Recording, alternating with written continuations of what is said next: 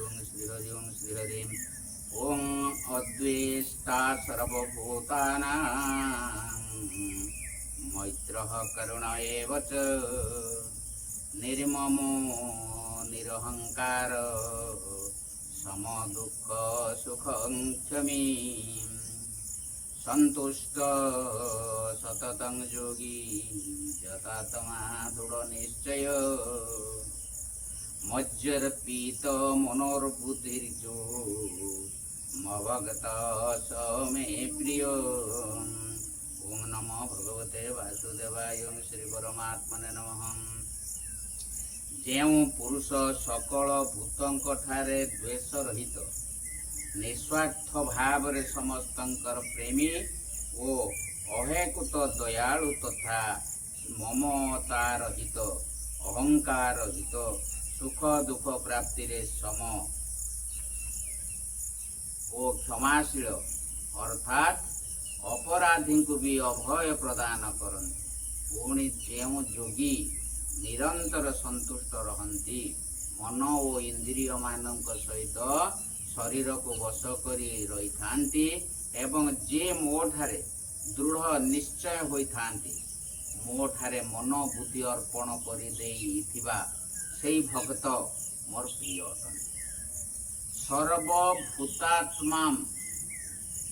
सर्वभूतानाम शब्द कहा सहित संबंध रही यार संबंध मुख्यतः अद्वेष्टा सहित रही किंतु ता संगे संगे यार संबंध मैत्र और करुण सहित मध्य रही भाव यही जे समस्त प्राणी प्रति से जे केवल द्वेष रहित ता नुहे बरं सेमानंक प्रति तांक ठारे स्वाभाविक और अहेतुक मैत्री और दया मध्य थाए।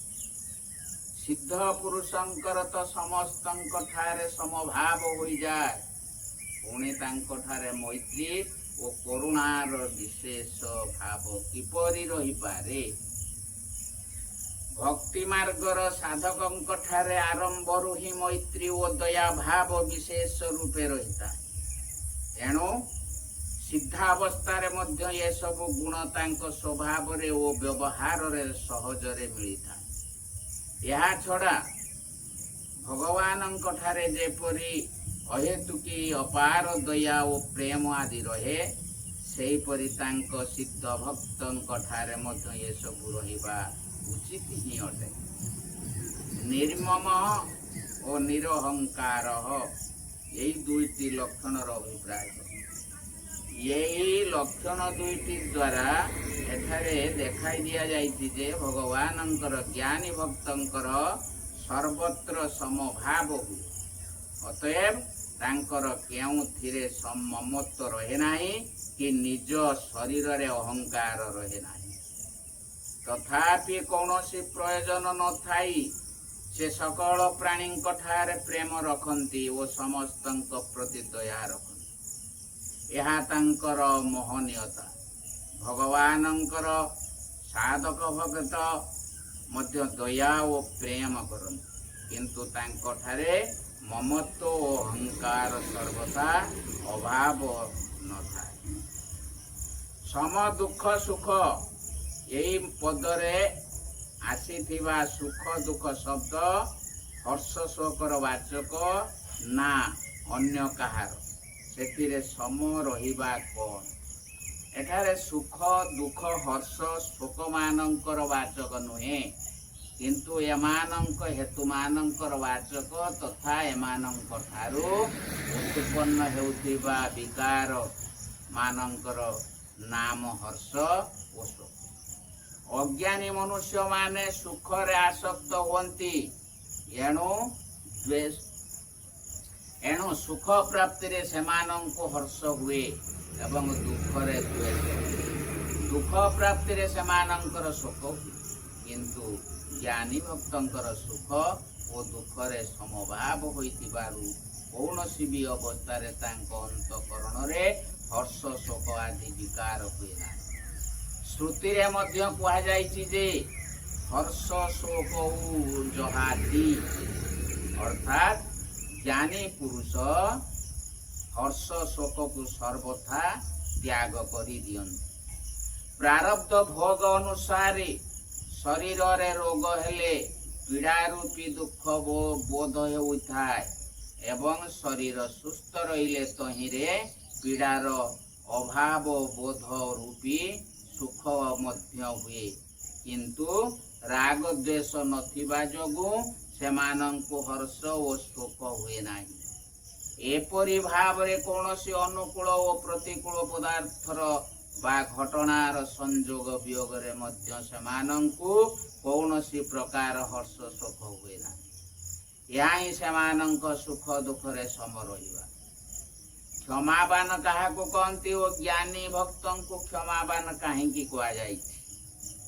निजर अपकार करिथिबा लोकं को कौनसी प्रकार दंड देवार इच्छा न रखी ताहाको भय देउथिबा लोकं को क्षमावान कहନ୍ତି। भगवानंकर ज्ञानी भक्त मानंक ठारे असीम क्षमा भाव थाए। सेमानंकर समस्तंक ठारे भगवत बुद्धि होई जाइथिबारु सेमाने कौनसी भी घटना को प्रकृत रे कहार अपराध बोली भावंती नाही। अतएव सेमाने निज प्रति अपराध करुथिबा लोकं को मध्य कौनसी प्रकार दंड देबा को चाहंती नाही। यही भाव देखाइबा को सेमानंकु क्षमावान कहा जाइछि। क्षमार व्याख्या 10म अध्याय 4th श्लोक रे विस्तृत भाव रे कहा जाइछि। एठारे जोगी पद कहार वाचक एवं तांकर निरंतर संतुष्ट रहिबाक। एठारे जोगी पदटी हेउछि भक्ति योग द्वारा भगवान को प्राप्त होइथिबा ज्ञानी भक्तंकर वाचक। एपरि भक्त परमानंदर अक्षय और अनंत भंडार श्री भगवान को प्रत्यक्ष करि नियंती। एई कारणरु से सदा संतुष्ट रहନ୍ତି। जेकोनोसी समय रे कोनोसी अवस्था रे संसार रे कोनोसी वस्तुर अभाव रे असंतुष्ट होंती नाही। से पूर्ण काम होई जाନ୍ତି। तेणु संसार कोनोसी घटना रे भी ठारे संतोषर अभाव हुए नाही। या ही तांकर निरंतर संतुष्ट रहिबा।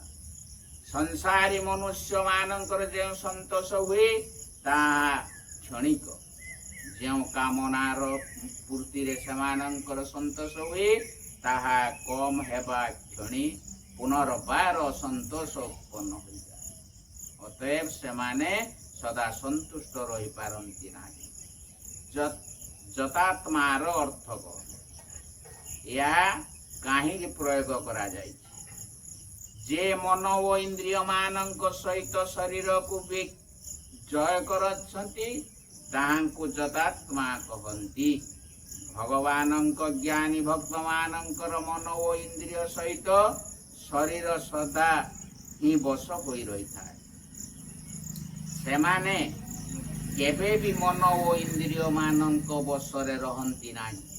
तेणु सेमानंक ठारे कौनसी प्रकार दुर्गुण और दुराचार संभावना न थाए। यही भाव देखाइबा को यह प्रयोग करा जाए। दृढ़ निश्चय पद कहार वाचक। जे बुद्धि द्वारा परमेश्वर स्वरूप को भल भाव स्थिर करि नैछंती ताहांकु सर्वत्र भगवानंकर प्रत्यक्ष अनुभव हुए। तथा गुण कर्म और दुख आदि हेतु जहांकर बुद्धि परमात्मा स्वरूप रु केबे भी कौनसी प्रकार रे विचलित होई पारे नाही ताहाकु दृढ़ निश्चय कहंती। भगवानंक ठारे मन बुद्धि अर्पण करि देबाको नित्य निरंतर मनरे भगवानंक स्वरूप चिंतन करू करू एवं बुद्धि द्वारा ताहा निश्चय करू करू भगवानंक स्वरूप रे सबुदिन पाई मन और बुद्धि तन्मय होई जिबा ही भगवानंक ठारे मन बुद्धि अर्पण करिबा। मोर सेई भक्त मोर प्रिय अटंती। ये कथनर तात्पर्य कौन? जहांकर भगवानंक ठारे अहेतुक और अनन्य प्रेम रही ଯାହାଙ୍କର ଭଗବାନଙ୍କ ସ୍ୱରୂପରେ ଅଟଳ ସ୍ଥିତି ହୋଇ ରହିଛି, ଯାହାଙ୍କର କେବେ ହେଲେ ଭଗବାନଙ୍କ ଠାରୁ ବିୟୋଗ ହୁଏ ନାହିଁ, ଯାହାଙ୍କର ମନ ଓ ବୁଦ୍ଧି ଭଗବାନଙ୍କୁ ଅର୍ପିତ ହୋଇଛି, ଭଗବାନ ହିଁ ଯାହାଙ୍କର ଜୀବନ, ଧନ, ପ୍ରାଣ ଓ ସର୍ବସ୍ୱ ଅଟନ୍ତି, ସେ ଭଗବାନଙ୍କ ହାତରେ କାଠ କଣ୍ଡେଇ ଅଟନ୍ତି। ସେପରି ଜ୍ଞାନୀ ଭକ୍ତକୁ ଭଗବାନ ନିଜ ପ୍ରିୟ ବୋଲି କହନ୍ତି।